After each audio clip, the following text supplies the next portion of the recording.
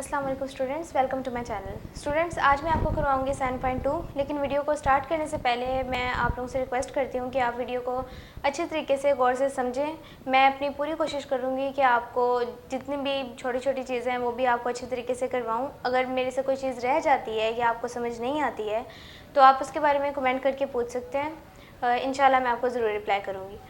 अब स्टूडेंट्स, हम अपनी एक्सरसाइज स्टार्ट करते हैं।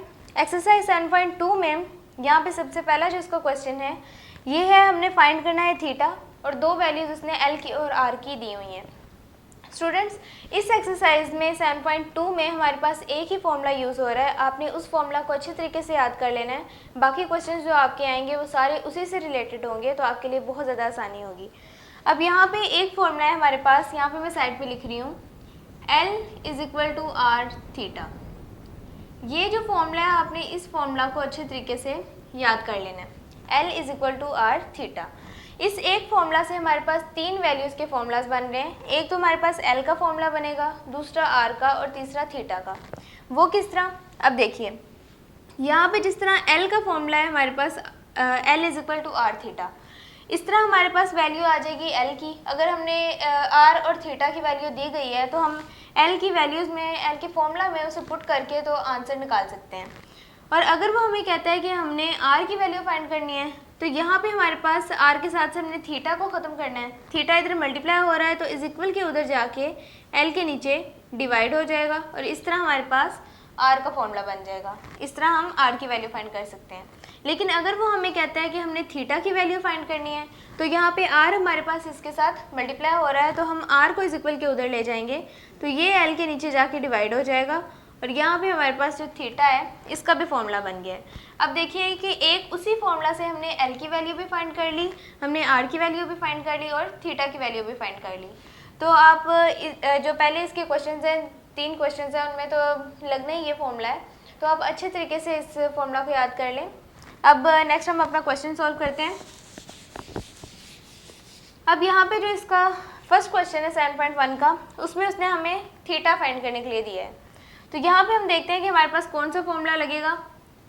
L = R थीटा, हमने थीटा फाइंड करना था, R को इज इक्वल के दूसरी साइड पे लेके जाएंगे तो यहाँ पे क्या आएगा, थीटा = L/R।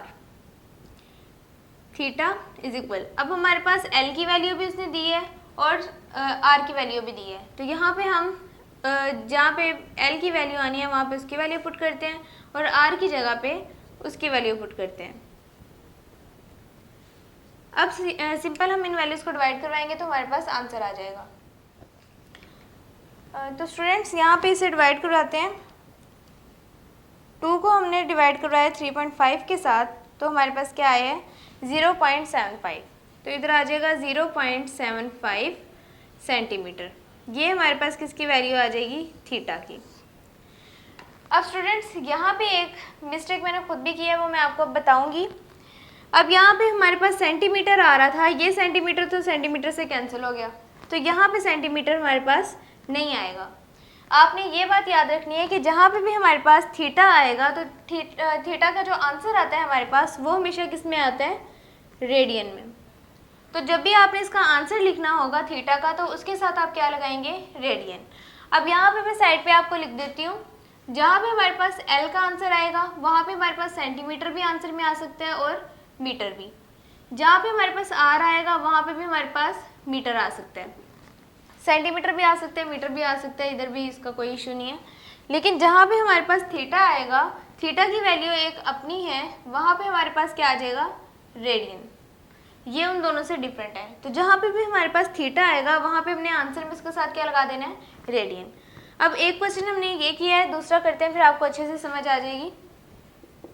सेकंड क्वेश्चन में भी हमारे पास फाइंड हमें करने के लिए थीटा ही दिया गया है। थीटा को फाइंड करने का हमारे पास फॉर्मूला मौजूद है, थीटा इज इक्वल टू, यहाँ पे क्या है हमारे पास, L/R। अब स्टूडेंट्स, L की वैल्यू उसने हमें क्या दी थी, 4.5 सेंटीमीटर डिवाइडेड बाय R की वैल्यू हमारे पास क्या है, 2.5 centimetre. Theta is equal to, अब यहाँ पे इसे हम डिवाइड कर लेते हैं, 4.5 डिवाइडेड बाय 2.5, तो ये हमारे पास क्या आता है, 1.8 सेंटीमीटर सेंटीमीटर से कैंसिल हो गया, और हमें अभी मैंने आपको बताया है कि हमारे पास जहाँ पे भी थीटा आता है तो उसका आंसर हमारे पास किस में आता है, रेडियन में। तो ये हमारे पास इसका भी आंसर आ गया। तो स्टूडेंट्स ये था इस एक्सरसाइज का question number 1। Question number 1 complete हो गया। आगे हम करते हैं question number 2। Students question number 2 में हमारे पास अब हमने क्या फाइंड करना है, बाकी सब चीज़ें हमारे पास सेम है। हमने अब एल की वैल्यू फाइंड करनी है। पहले हमने थीटा की वैल्यू फाइंड की थी, अब हमने एल की वैल्यू फाइंड करनी है। लेकिन इस क्वेश्चन को स्टार्ट करने से पहले जो चीज़ हमारे लिए इम्पोर्टेंट है वो क्या है, मैं पीछे 7.1 में आपको बता चुकी हूँ कि हमने किस तरह हमारे पास जो डिग्री है उसे हमने किस तरह रेडियन में चेंज करना है, या फिर जो मिनट है उसे हमने किस तरह डिग्री में चेंज करना है। तो मैं आपको एक बार दोबारा बताती हूँ। अब यहाँ पे देख लें, अगर हमारे पास जिस तरह की ये दिया गया 180, अब हमें पता है कि थीटा की वैल्यू हमारे पास हमेशा रेडियन में आती है, तो हमने इसका आंसर रेडियन में लिखने के लिए क्या करना है, कन्वर्ट करने के लिए 180 को, डिग्री को जब हमने कन्वर्ट करना है रेडियन में तो हम डिवाइड करवा देते हैं 180 से। 180 डिग्री, यार यहाँ पे जितनी मर्जी वैल्यू हमारे पास आ जाएगी, 30 आ जाए, 40 आ जाए, जो भी वैल्यू आ जाए, जिस तरह यहाँ पे 45 अगर आ जाता है तो यहाँ पे हमारे पास फिर भी हमारे पास मल्टीप्लाई किसके साथ होगा, 180 डिग्री के साथ। मल्टीप्लाई हमने इसी वैल्यू से करना है। जब भी हमने किसी भी डिग्री वैल्यू को रेडियन में चेंज करना है तो हम इसे किससे मल्टीप्लाई करते हैं, पाई ओवर 180 से। तो यहाँ पे हमारे पास ये तो हमने सीख लिया कि अब हमारे पास जितनी भी डिग्री वैल्यूज़ आती हैं उन्हें हमने रेडियन में कैसे चेंज करना है। जैसे यहाँ पे हमारे पास 180 से कैंसिल हो जाएगा, पीछे क्या रह जाएगा, पाई। तो इसकी जगह पे हम क्या लिख देंगे कि थीटा की वैल्यू हमारे पास क्या आई है, पाई रेडियन में, पाई में इसकी वैल्यू आई है। अब अगर हमारे पास 45 है तो हम 45 को इससे डिवाइड करवा लेते हैं। 180 को 45 के टेबल में अगर हम करें तो आता है 4, इसे इससे कट करेंगे तो आ जाएगा 4। तो हमारे पास पाई का आंसर क्या आ जाएगा, थीटा का आंसर आ जाएगा पाई ओवर 4।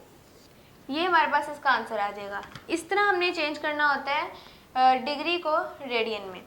ये आपको समझ आ गई। अब हम देखते हैं आगे हमारे पास अगर मिनट आ जाए तो डिग्री को रेडियन में कैसे चेंज करते हैं, ये आपने सीख लिया है। अब आपने सीखना है कि मिनट को डिग्री में कैसे चेंज करते हैं। डिग्री को रेडियन में करना सीख लिया है, अब मिनट को डिग्री में कैसे चेंज करते हैं। तो वो आप देखिए, अगर हमारे पास सबसे पहले तो मैं आपको बता दूं कि डिग्री के साइन का तो आमतौर पे सबको पता होता है, लेकिन मिनट के साइन का पता नहीं होता। तो मिनट का साइन ये होता है कि जहाँ पे भी हमने मिनट को शो करना हो वहाँ पे हमारे पास ऊपर एक छोटी सी डैश आ जाती है। तो यहाँ पे हमारे पास ये मिनट को शो किया गया है। अब हमने मिनट को जब डिग्री में चेंज करना है तो हम क्या करेंगे, 30 को डिवाइड करवा देंगे 60 से, तो ये हमारे पास आ जाएगा डिग्री में आंसर। मतलब अगर हमने डिग्री को रेडियन में चेंज करना हो तो पाई ओवर 180 से मल्टीप्लाई करते हैं, लेकिन अगर हमने मिनट को डिग्री में चेंज करना हो तो हम उसे 60 से डिवाइड करते हैं। अगर यहाँ पे हमारे पास डबल डैश आ जाती तो उसका मतलब हमारे पास होना था सेकंड, और सेकंड को डिग्री में चेंज करने के लिए 3600 से डिवाइड करते हैं। अब यहाँ पे हमारे पास मिनट आ रहा है तो हम इसे किससे डिवाइड करेंगे, 60 से। तो ये हमारे पास क्या आ जाएगा, डिग्री में आंसर आ जाएगा। तो स्टूडेंट्स यहाँ पे मैं आपको इसे सॉल्व भी करके बता देती हूँ। 30 को जब हम 60 से डिवाइड करेंगे तो हमारे पास आएगा 0.5 डिग्री। ये हमारे पास जो मिनट है इसे हमने डिग्री में कन्वर्ट कर लिया। अब ये कन्वर्जन आपने देख लिया। अब मैं क्वेश्चन जब सॉल्व करूँगी तो आपको मज़ीद अच्छे से समझ आ जाएगी।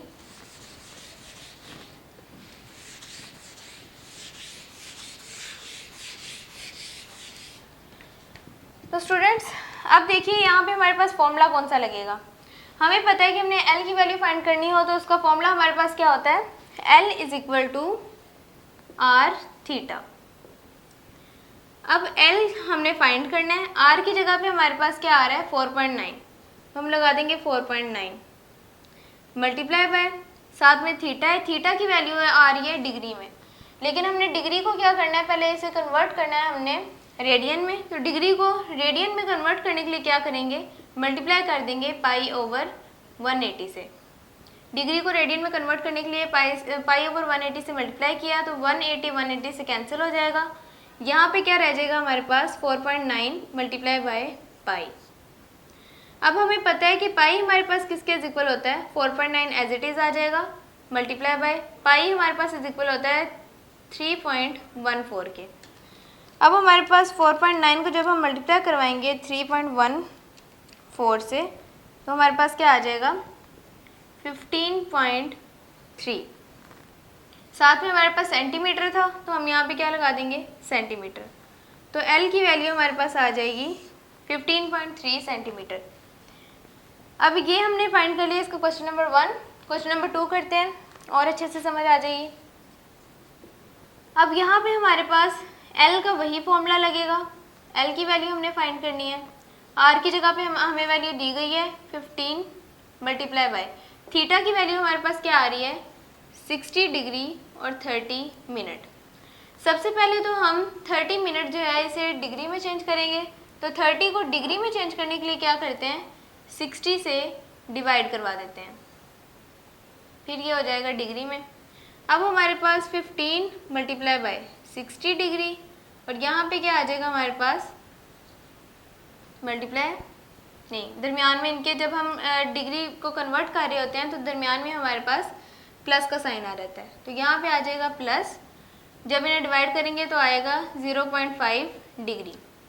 स्टूडेंट्स अगर आपको समझ नहीं आई तो एक बार दोबारा बता देती हूँ, जब भी हम मिनट और डिग्री को देखते हैं तो उनके दरमियान में कोई साइन नहीं होता है, लेकिन जब हम मिनट को डिग्री में कन्वर्ट कर देते हैं तो इन दोनों के दरमियान पॉजिटिव साइन आ जाता है, तो यहाँ पे पॉजिटिव साइन आ जाएगा। अब 30 को 60 से डिवाइड करवाया तो 0.5 आ गया, तो 15 मल्टीप्लाई बाय अब इनको ऐड करवाया है तो क्या आएगा 16 प्लस 0.5, ये हमारे पास आ जाएगा 60.5, यहाँ पे डिग्री आ जाएगा। अब स्टूडेंट्स हमने देखा है कि हमारे पास 60.5 डिग्री में आंसर आ गया है, लेकिन हमें डिग्री जहाँ पे भी होती है उसे रेडियन में चेंज करना होता है। तो 60.5 को हम क्या करेंगे डिग्री को रेडियन में कन्वर्ट करने के लिए मल्टीप्लाई कर देंगे पाई ओवर 180 से। तो अब हम इसे पाई ओवर 180 से मल्टीप्लाई करते हैं, 60.5 मल्टीप्लाई बाय पाई ओवर 180, ये हमारे पास आ जाएगा 15 मल्टीप्लाई बाय 1.05। अब स्टूडेंट्स कई स्टूडेंट्स के माइंड में क्वेश्चन होगा कि हम लोग कैलकुलेटर पे पाई ओवर 180 कैसे लिखेंगे। तो हम ये जानते हैं कि पाई की वैल्यू हमारे पास किसके इक्वल होती है 3.14 के।